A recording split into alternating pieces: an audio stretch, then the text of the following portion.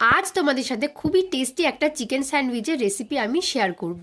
এটা কিন্তু খেতে দারুণ হয়। আর আমি যবে থেকে এটা বাড়িতে বানানো স্টার্ট করেছি তারপর থেকে কিন্তু আমি বাইরে স্যান্ডউইচ খাওয়া বন্ধই করে দিয়েছি। তো চলো রেসিপিটা তোমাদের সাথে শেয়ার করি।